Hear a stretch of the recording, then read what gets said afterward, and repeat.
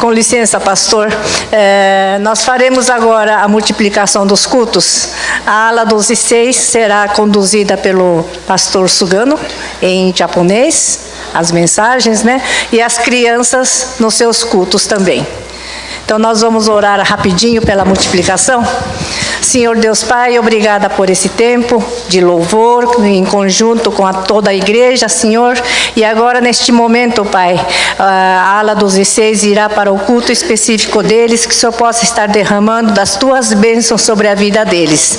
Oramos também, Senhor Deus, pelas crianças, que também terão o culto delas, que o Senhor possa estar abençoando cada criança, cada obreiro que está conduzindo essas crianças, segundo a Tua palavra, Pai. Abençoa todos eles, abençoa também o nosso culto aqui, que nós ficamos nesse local. Oramos agradecidos em nome do Senhor Jesus Cristo. Amém.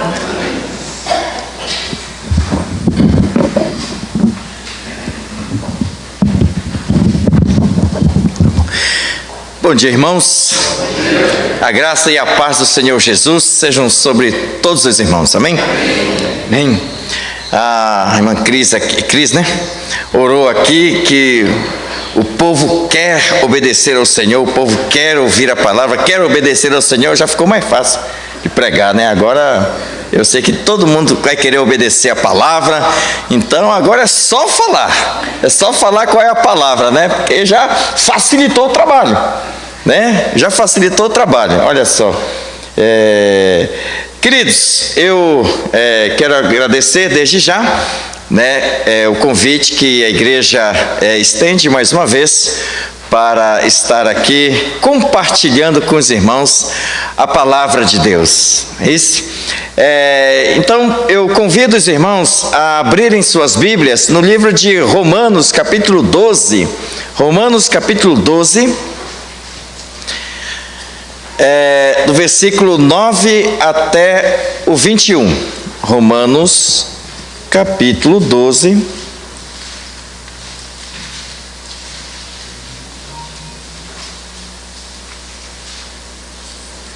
Do versículo 9 ao 21.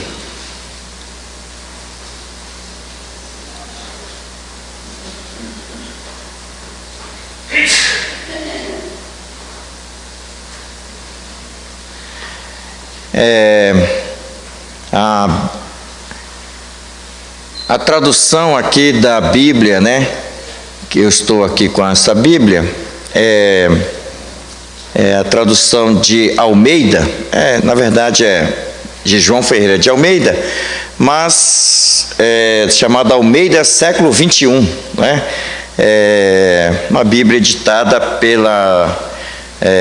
pelo Luiz Saião, né? Pastor Luiz Saião, os irmãos conhecem bastante, e pastor que de fato Deus tem usado bastante, né? Nesses últimos tempos, no meio evangélico. E então continua sendo a tradução de Almeida, mas está mais próximo ao nosso linguajar, né? Do versículo 9 até o 21, os irmãos acompanhem aí em suas Bíblias a leitura que eu estarei fazendo, que diz assim a palavra do nosso Deus: o amor seja sem fingimento. Odiai o mal e apegai-vos ao bem. Amai-vos de coração uns aos outros com amor fraternal, preferindo-vos em honra uns aos outros.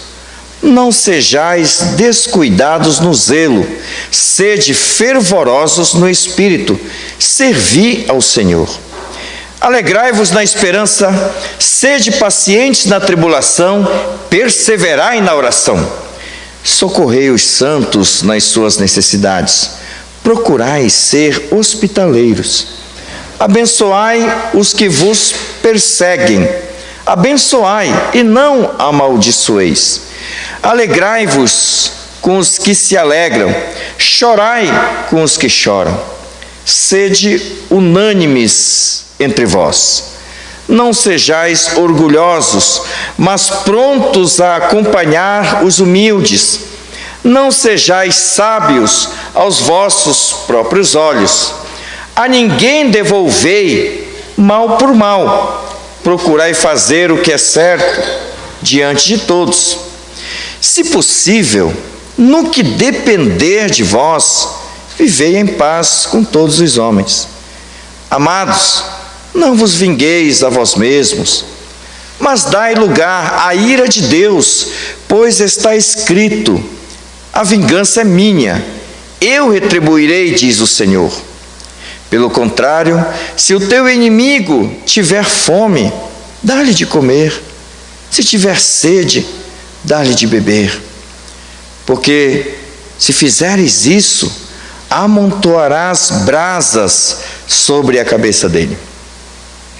Não te deixes vencer pelo mal, mas vence o mal com o bem. Amém. Senhor, a tua palavra aqui foi lida neste momento, mas nós só poderemos nos apropriar dela e ter a devida interpretação e a justa aplicação ao longo dos próximos dias, se o teu Espírito Santo fizer a obra em nós, operar em nós, e dobrar a nossa natureza pecaminosa, para que nós possamos de bom grado receber a tua palavra, acolhê-la, ó Pai amado, para que ela se torne vida em nós, no nosso cotidiano. Que seja assim, ó Pai, e em nome de Jesus é que eu oro. Amém. Amém. Aqui nós temos várias orientações, né? Várias exortações, né? Eu não sei como é que os irmãos entendem assim quando eu falo de exortação, né? Parece que exortação vem assim, uma forma assim, parece, nossa, vai exortar, nossa, o que eu fiz de errado, né? Mas se eu falo orientação, parece que fica assim, mas orientação acho que é mais leve, né? Então, eu poderia dizer que o tema de hoje seriam orientações espirituais do amor, não é? Poderia dizer também que elas são exortações do amor, né? Mas vamos dizer que elas sejam orientações espirituais do amor. Bom, quando eu aqui li, talvez alguns irmãos tenham olhado para o texto e disse, mas tudo bem, isso aqui a gente já sabe. É que assim, nós, seres humanos, né, nós somos assim, muito fácil assim, nós somos suscetíveis, né, para esquecermos das coisas, né, e nós somos também muito temporários, né, temporários na prática da palavra de Deus. Então assim, por exemplo, por exemplo, a questão do amor, né? No versículo 9 diz, né? O amor seja sem fingimento. Aí vamos supor que hoje, né, a gente tenha ouvido a palavra, aí hoje a gente, né, seja desafiado a praticar o amor, aí a gente ame uma pessoa, né? E aí a gente, conseguir colocar em prática a palavra de Deus. Aí chega amanhã, né? Amanhã é um novo dia, né? É segunda-feira, né? Porque teve o feriado, às vezes a gente se perde, né? Quando tem um feriado assim, né? Aí, chega na segunda, né? A vida entra naquela rotina, né? De vida normal. Aí chega segunda-feira, a gente é desafiado a colocar em prática o amor, mas o que a gente ouviu no dia de hoje, quando chega amanhã, já foi ontem, né? A gente já... peraí, não, aqui eu vou mostrar quem sou sou eu, né? E aí quem sou eu, né? Aparece mais do que aquele que já foi transformado por Cristo Jesus. E aí de repente a natureza pecaminosa, não é, começa a querer, né, entrar em uma vida rotineira. A gente fala, peraí. Se a gente não para, né? Se a gente não para de repente no trânsito, né? Aí a gente, né, começa a querer revelar a natureza pecaminosa, né, e tal, e aí, né, puxa vida, mas esse folgado aí, olha só, né, passou, me fechou, né, não deu seta, né, eita nós, aí a gente, opa, peraí, eita nós, aí, quantos aqui vão lembrar do que a gente ouviu ontem, né, fala, puxa vida, né, às vezes quando eu ouço, né, na oração de domingo, Senhor, muito obrigado pela tua palavra dada hoje, né, e que esta palavra, Senhor, possa servir de mantimento, de alimento por toda a semana, né? Eu falo, Senhor, a palavra deve ter sido boa. Imagina se a gente come hoje uma feijoada, né, bem gorda, né? Será que não precisa mais comer até o final da semana? Né? Feijoada não, né? Mas outras coisas precisa, né? Então, o alimento da palavra de Deus, ela precisa ser, de fato, precisa ser diária, né? Que a gente costuma esquecer. E o que faz a gente esquecer é a natureza pecaminosa, né? O pecado da gente, de fato, faz a gente não lembrar o que a gente ouviu no dia anterior, né? Então, por isso é importante mesmo, né, que a gente possa estar ligado na palavra de Deus. E essas orientações eu vou hoje ressaltar, tem várias aqui, né? Tem várias aqui, tem mais de 15 aqui. Tem pelo menos 13 orientações, mas hoje eu vou concentrar em 6 orientações, senão a gente não vai sair daqui hoje, né? Depois tem a EBD, né, e tal, né, e aí a gente não vai sair daqui, então eu quero enfatizar 6, mas a gente só vai poder colocar em prática se a gente deixar o Espírito Santo atuar na gente, né? Porque a gente vai perceber que essas orientações, elas não são fáceis. Parece fácil, mas elas não são fáceis, e os irmãos vão constatar isso, né, à medida que a gente for descrevendo cada uma delas. Então vamos lá. Primeira orientação, versículo 9 diz: o amor seja sem fingimento. O amor aqui, se a gente for ver no original, né, que foi escrito em grego, é agape, né? Agape. A gente fala agape porque a gente está acostumado a falar, mas assim, no original a pronúncia é agape, né? Agape.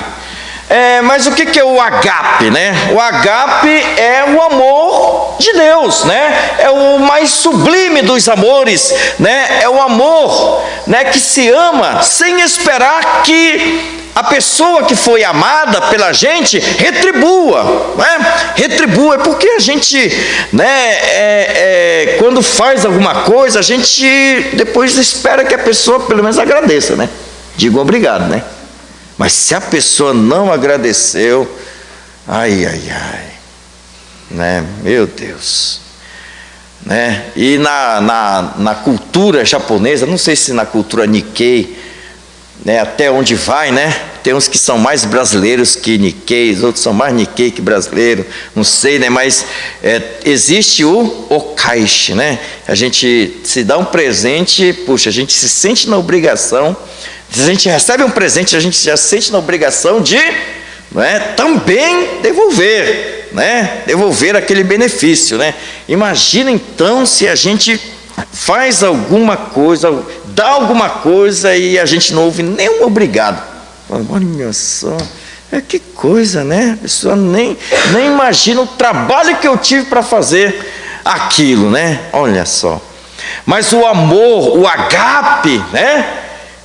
Que é o amor de Deus, não espera que o outro retribua, né? É o amor incondicional, né? E esse amor, de fato, ele só pode ser colocado em prática se ele de fato for original, no sentido de que se ele for verdadeiro, ele não tiver fingimento, falsidade. Mas por que então, né, o Espírito Santo, né, capacitou o apóstolo Paulo a escrever que o amor tinha que ser sem fingimento? Mas o amor, naturalmente, o amor mesmo, esse ágape é sem fingimento.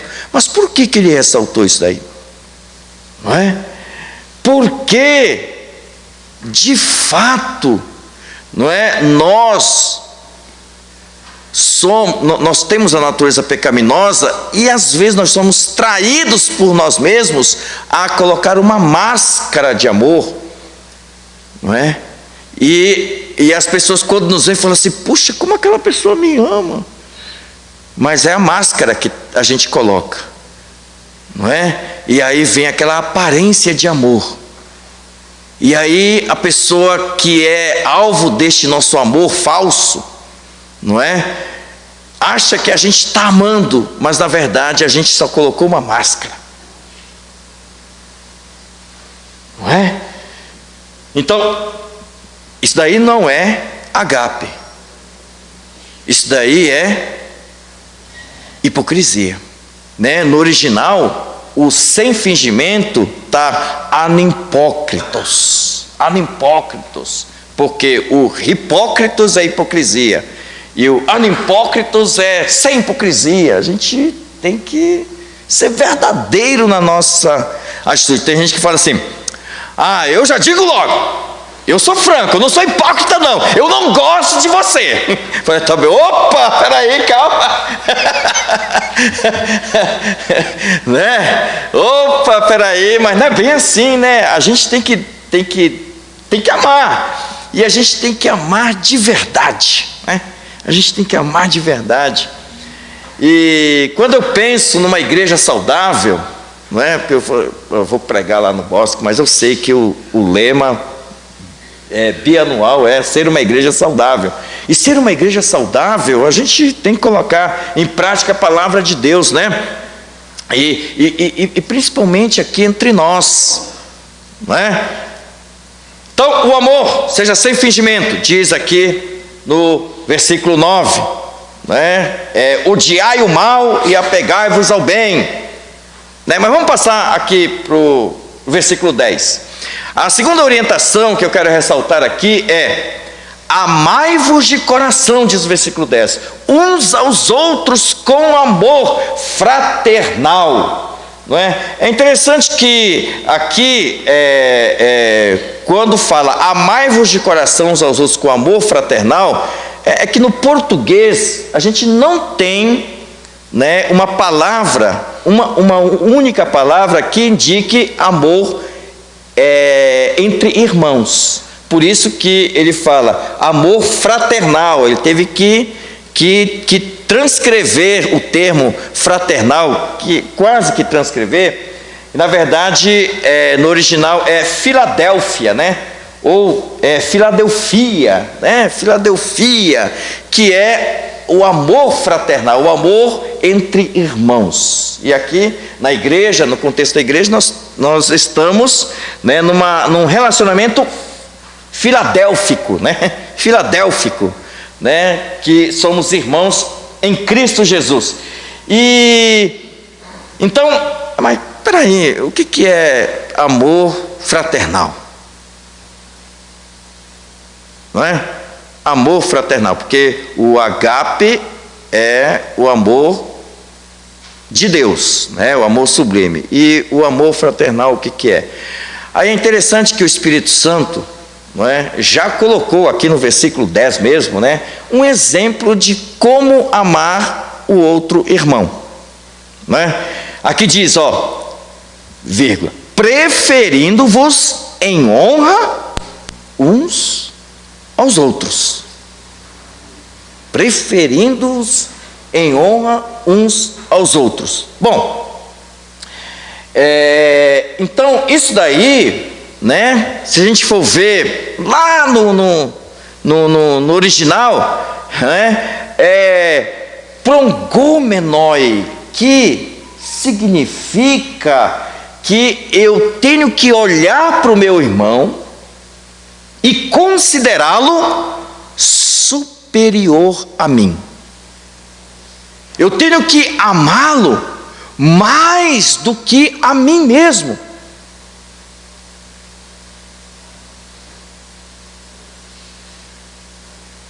Parece fácil na teoria, mas eu vou dizer uma coisa.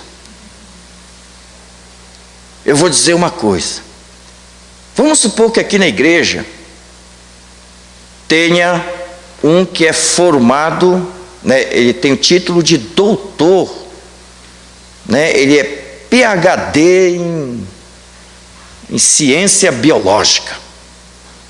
O cara é top, é fera, é muito bom. É uma sumidade, né? Negócio de sumidade é fogo, que vive sempre sumido, né? Nunca aparece. Tem tantos compromissos, né? É uma sumidade. Então, brincadeira, né? Isso não tem nada a ver com o significado da palavra, viu? Sumidade no sentido de sumo, né? De superior. É isso. Mas assim, né? Aí ele é membro da igreja. Aí tem um lá que, sabe, não terminou o ensino fundamental. Às vezes ele erra nas palavras e, puxa vida, mas são ambos irmãos em Cristo. Qual é o desafio que se instala aqui neste relacionamento? A palavra de Deus diz que amai-vos de coração uns aos outros, né? Com amor filadélfico, considerar o outro superior a si. Aí o desafio é, o doutor, ele tem que olhar para o irmão que não terminou o ensino fundamental, que tropeça nas palavras, não tem o conhecimento da cosmovisão da sociedade, nem da vida, nos aspectos científicos, olhar para ele e falar assim: este irmão é superior a mim, mas de verdade mesmo. Consegue? Tem que ser obra do Espírito Santo, irmãos. Porque naturalmente a sociedade valoriza o quê? Os irmãos, olha, podem perceber. Quando em toda reportagem, quando alguém vai ser entrevistado, né, o que aparece? Aparece o nome da pessoa, quando ela quer se identificar, o nome da pessoa, e embaixo a profissão dele. Não é? Então a sociedade valoriza as pessoas pela profissão, função ou grau de instrução que ela tem. Mas na igreja não pode ser assim. O fulano é chateau, né? É chefe lá, né? Chateau, né? Tem uns que são chateau, né?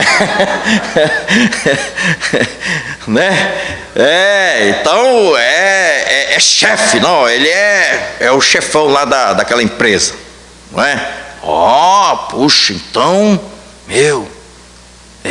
e o dízimo é bom também. Então, fulano, vamos. Aí chega o outro lá, né? Vamos supor que seja membro aqui da igreja um chateau, né? Um chefão e um funcionário daquela firma sejam ambos da mesma igreja. Qual é o desafio que se instala aqui? Naturalmente, o funcionário ele vai considerar o seu chefe, né, superior a ele, porque no dia de semana é assim, superior, né? Mas e o chefe no contexto da igreja? E não é só dentro aqui das quatro paredes. Na visão de relacionamento em Cristo Jesus, o chefe vai olhar para o funcionário e dizer: você é superior a mim? Qual vai ser o tratamento? A palavra de Deus, irmãos, é desafiadora. Por isso que eu achei muito bom, Senhor, o povo hoje, Senhor, está querendo seguir a tua palavra. Mas tem coisa que dói. Porque como é que eu vou valorizar as pessoas? Eu, crente em Cristo Jesus, como é que eu vou valorizar as pessoas? Pela profissão? Pela posição social? Pelo grau de instrução? Ou porque ele tem Cristo Jesus no coração e isso por si só basta? Eu tenho que olhar para o meu irmão, eu tenho que amar o meu irmão, para minha irmã em Cristo Jesus, e dizer: você é melhor do que eu. É assim o tratamento. E digo mais, o pastor, que eu também sou pastor da igreja, de uma igreja, né? Como é que o pastor deve olhar para as ovelhas? O pastor sempre se considerar superior e dizer: não, eu naturalmente sou pastor, então, né, estou acima. Não, amar a ovelha como sendo superior. Existe uma hierarquia, sim. Existe uma hierarquia funcional que até mesmo Deus determinou, né? Mas a palavra de Deus diz: considerar o outro superior a si mesmo, preferindo-vos em honra uns aos outros, honrar o outro. É isso que diz a palavra de Deus. Mas vamos mais.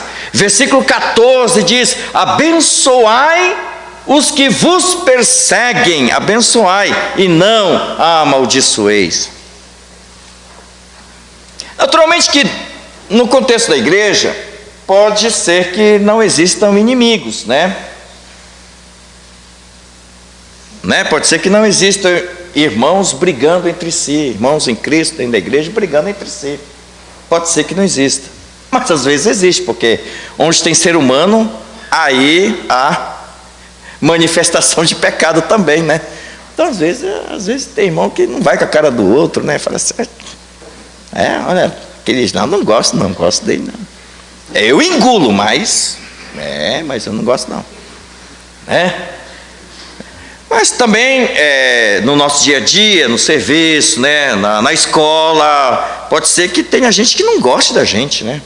É gente que fica perseguindo a gente, não é? A gente não fez nada, mas não sei o que deu, fulano de tal persegue, não é? Persegue, tem inveja, não é? Morre de inveja, queria estar na posição, mas não consegue, né? Queria estar na minha posição, mas não consegue, aí fica me perseguindo. A palavra de Deus diz: abençoai e não amaldiçoeis. Que veja, esta orientação, essa exortação coincide com o que Jesus em Mateus 5,44 diz: amai os inimigos e orai pelos que vos perseguem. E o ensino de Jesus se contrapunha ao ensino rabínico, né? Que os rabinos ensinavam dois tipos de oração: a oração da bênção e a oração da maldição, né? Da maldição, né? Os irmãos sabem, né, que veja, não é todo salmo que a gente lê assim no culto, né? Porque existem capítulos de salmos que são salmos imprecatórios, né? O que é isso, imprecatório, né? Salmo imprecatório é aquele salmo que, né, o salmista, às vezes Davi, né, diz: Senhor, mata os meus inimigos, arrasa com eles, né? E Senhor, detona com eles, Senhor, né? Aí então os rabinos, né, eles ensinavam, né? Falou: olha, né, aos amigos abençoe, aos inimigos amaldiçoe, né? Então tinha dois tipos de oração. Jesus chega e fala assim: bom, amai, abençoai, e os que vos perseguem, né, orai por eles, abençoando. Opa! E agora zoou de vez, né? Agora, opa! Né? Que tipo de ensino é esse? Mas os que são de Cristo Jesus conseguem fazer isso, porque Jesus mesmo demonstrou na cruz, né? Qual foi a oração de Jesus, né? Pai, mata todos que estão me crucificando? Não, né? A oração de Jesus foi: Pai, perdoa, porque eles não sabem o que fazem. E o Estevão, que foi o primeiro mártir relatado, não é? Está em Atos, não é isso? 7, né? Versículo 60, né? O Estevão, antes de morrer, antes de, né, dar o seu último suspiro, o Estevão falou: Senhor, quando ele estava sendo apedrejado, não é? Ele disse: Senhor, não atribuas este pecado sobre essas pessoas. Bem dizer, Senhor, perdoa essas pessoas. E Paulo, que escreveu este texto aqui, né, que nós lemos, ele estava presente ali no apedrejamento de Estevão como um dos cúmplices desse apedrejamento, não é? Imagina Paulo, chamado de Saulo, olhando para aquilo e falou: peraí, tem alguma coisa errada aqui. O homem está sendo apedrejado. Por que ele não fez aquela oração que a gente aprendeu de maldição? É porque os que são transformados por Cristo Jesus seguem a Jesus. Seguem a Jesus, né? Então, mas vamos lá. A quarta orientação é o que está no versículo 15, né? Alegrai-vos com os que se alegram, chorai com os que choram. É fácil isso? É fácil quando está tudo bem, né? E quando a gente não gosta de uma pessoa, a gente odeia a pessoa. Não chega a odiar, mas também não quer ficar muito perto, né? Não gosta, assim, né? Porque a gente, lógico, né? A gente não se apaixona por todo mundo, né? Tem gente que, às vezes, a gente não gosta, né? Gente, eu não estou falando de política, tá? Estou falando de... Por favor, viu, irmãos? Assim, eu sei, eu tenho um candidato que eu não gosto, detesto ele. Não estou falando de política, né? Mas assim, né? No dia a dia, né? A gente, de repente, né? Ali no trabalho, na escola, né? Pois é, ainda mais gente que persegue a gente, né? Imagina, né? A gente não quis ter inimigo, mas os inimigos vêm, né? Eles surgem, não sei de onde eles surgem. E aí né, a gente fala: Senhor, puxa, eu fui ensinado que eu não devo orar amaldiçoando, devo orar abençoando, Senhor. Oh Deus, que aquele meu perseguidor, aquele meu inimigo tenha sucesso na vida. Bom, se a gente conseguir fazer uma oração dessa, a gente já cresceu muito, né? Mas imagina, queridos, que aquele nosso inimigo recebeu lá no serviço uma promoção, ele ficou acima de mim. E ele ficou bastante alegre. Fui promovido. Qual é a nossa reação? A Bíblia diz: alegrai-vos com os que se alegram. Mas se eu não gosto dele e ele teve uma promoção, né? Ai, vai ser difícil, viu? Dá vontade de chorar com a alegria dele, né? Senhor, puxa, não é justo, Senhor. Eu sigo os teus caminhos, Senhor.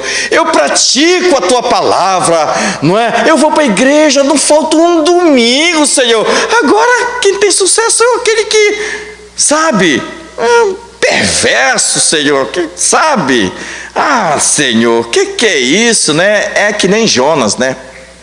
O Senhor falou: Jonas, vai para Nínive. Eu vou nada. Eu vou nada, não é? Aí Deus, né, fez toda aquela, né, reviravolta, né?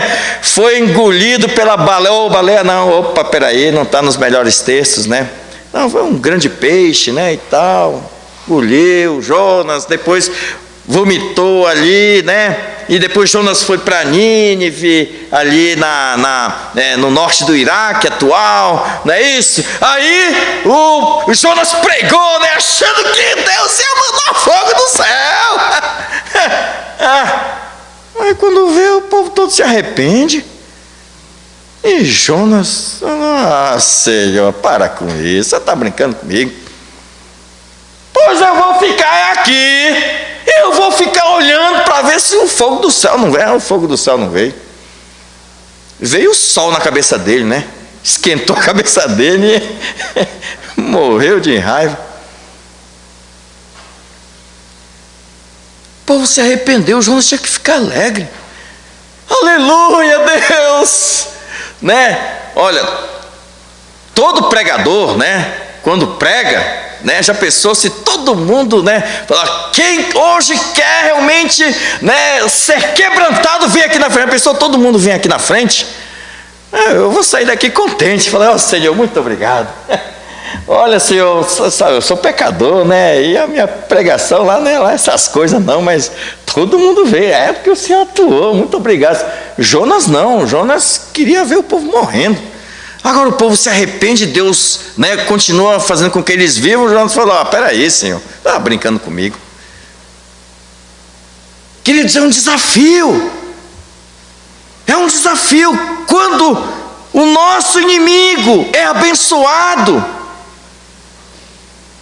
Quando o nosso inimigo se dá bem, quando o nosso perseguidor consegue êxito, sucesso na vida, a gente precisa se alegrar. É isso que diz a palavra. Agora, quando o nosso inimigo morre, quando a gente não gosta, a gente fala, ainda bem. Agora sim vou ter sossego na minha vida.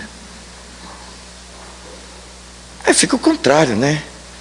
Mas a palavra de Deus diz, olha, abençoai os que vos perseguem, abençoai e não amaldiçoeis, né? E alegrai-vos com os que se alegram, chorai com os que choram. Interessante, né, isso. Eu estava vendo aqui no grego, é interessante, né? Alegrai-vos é kraien. E chorar é klaien. Quase a mesma coisa, né? É que no português é diferente, mas no grego a pronúncia é quase igual, né?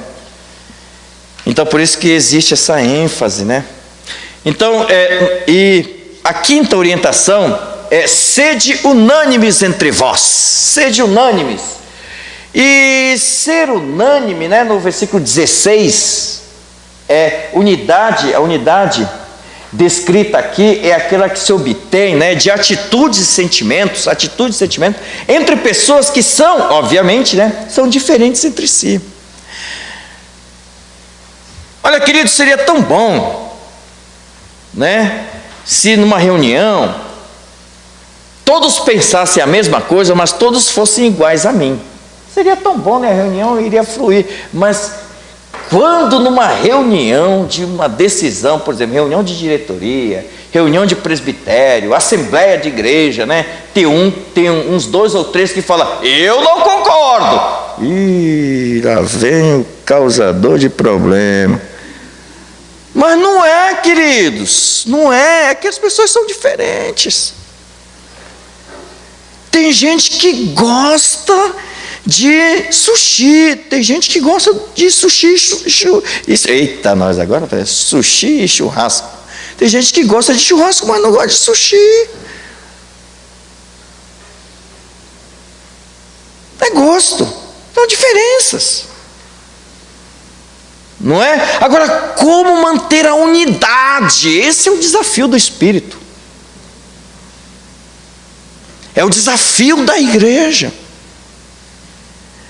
Não é? Aí volta aquela questão, não é, de pessoas que pela sociedade são diferentes, são hierarquicamente, né, desnivelados, no sentido de que existe o doutor e o indouto, não é?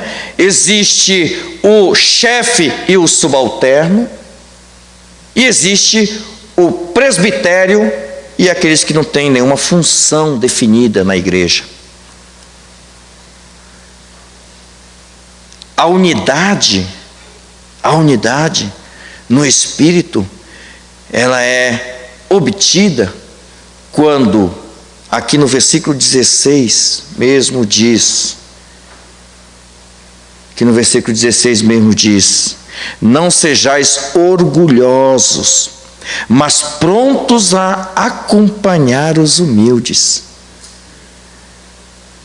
Então, para que haja unidade, aquele que está acima, ou que se considera acima dos outros, ele tem que descer alguns degraus para estar nivelado com aqueles que não conseguem subir. Mas olha, é difícil. Você tem que ter muito quebrantamento para fazer isso. Muito quebrantado. Você tem que ser quebrantado. E você tem que olhar para as pessoas e ver a beleza de Cristo nelas. A beleza de Cristo nelas.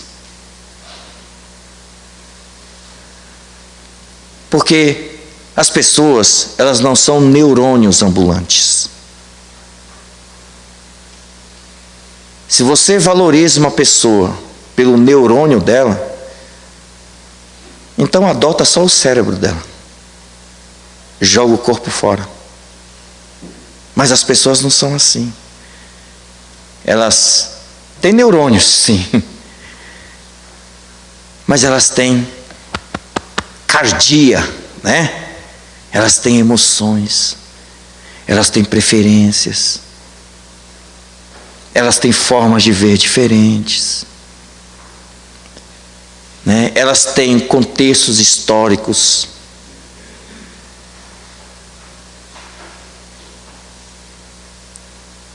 Então, para avaliar uma pessoa, o valor de uma pessoa, o que é que eu e você temos colocado? Que possamos colocar os olhos do Espírito Santo para enxergar a beleza da manifestação de Cristo Jesus na vida das pessoas.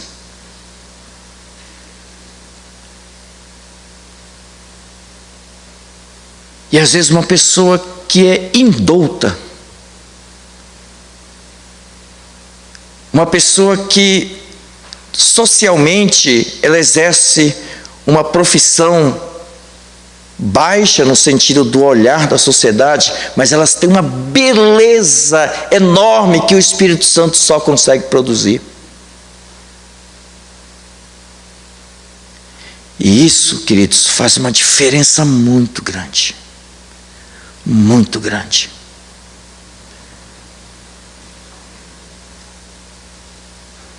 E em sexta orientação que eu quero ressaltar aqui é no versículo 19: não vos vingueis a vós mesmos, mas dai lugar à ira de Deus. Versículo 19.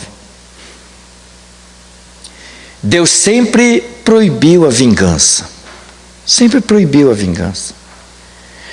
Em Deuteronômio 32, versículo 35, e Levítico 19, 18, Deus fala: minha é a vingança, eu é que vou retribuir. Tem gente que só pega o primeiro trecho dessa palavra e diz: minha é a vingança, né? Então a pessoa se coloca no lugar de Deus. Está vendo? A palavra diz: minha é a vingança. A vingança é minha, né? Mas peraí, é Deus que está falando, não é que a vingança é de cada um, né? Mas às vezes o ser humano costuma interpretar que a vingança é de si mesmo, né? Mas não, é Deus que está falando que a vingança é de Deus, né? Ele é que vai dar o troco, né? Ele que vai dar o troco, ele que vai retribuir, né? E aqui existem pelo menos 4 razões para isso, né? Primeiro porque, veja, Criador só existe um, que é Deus. Nós somos criaturas. Se eu me vingar de alguém, eu vou estar tomando o lugar daquele que me criou, porque eu sou tão criatura quanto o outro sobre quem eu quero exercer minha vingança.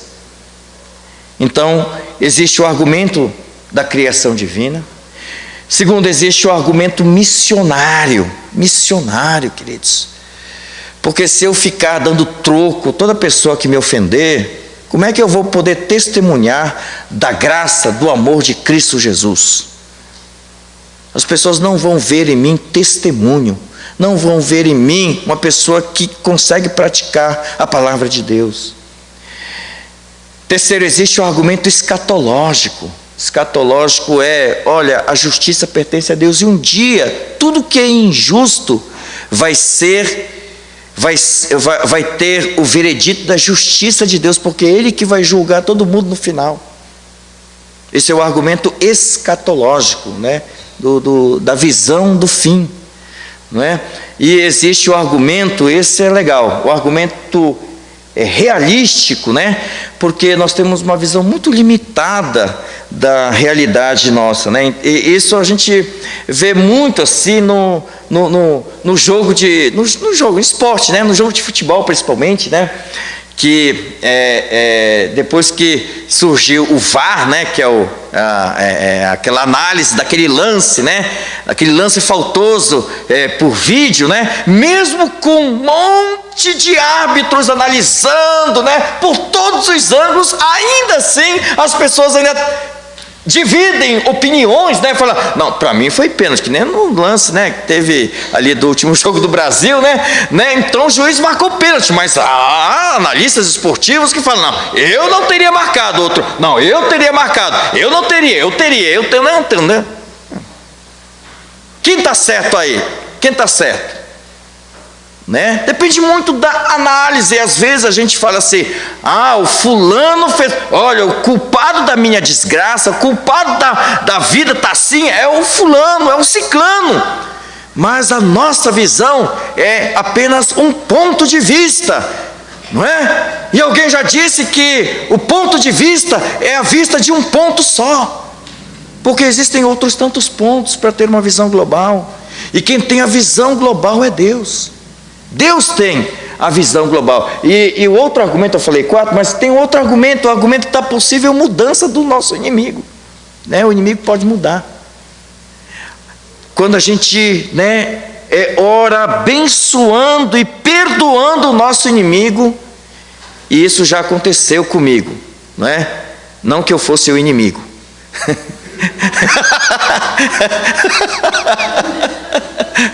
Mas podia ser que na visão de outras pessoas eu tenha sido inimigo, né? Vai lá saber, né? Mas de pessoas que falam, Senhor, né? Dá vontade de fazer a oração imprecatória, Senhor, extermina a pessoa, né? Mas aí eu falei, Senhor, né, a vontade eu tenho, mas a tua palavra diz outra coisa, então eu prefiro seguir a tua palavra, né? E aí o Senhor fez com que o possível inimigo se tornasse um amigo. Isso é possível, não é? Isso é possível. Então nós temos, não é, essas 6 ênfases que eu colocando aqui: que o amor seja sem fingimento, que a gente deve amar o nosso irmão com esse amor fraternal, que a gente deve abençoar, orar abençoando aqueles que nos perseguem, que a gente tem que de fato, né, se alegrar com os que se alegram e chorar com os que choram, que a gente possa orar pela unanimidade, né, principalmente aqui no corpo de Cristo, e que a gente, quando for desafiado a querer se vingar, a gente possa orar e esperar que a justiça de Deus seja feita. Que seja assim a palavra do nosso Deus e possamos colocar em prática sempre em nossos corações. Oremos. Pai, a tua palavra nos desafia. Tua palavra às vezes tem que fazer uma cirurgia em nós, para que possamos ser corrigidos, mas essa correção, a gente sabe que apesar de doer, ela é para o nosso bem. E é para a tua glória, sim, para que o Senhor seja glorificado.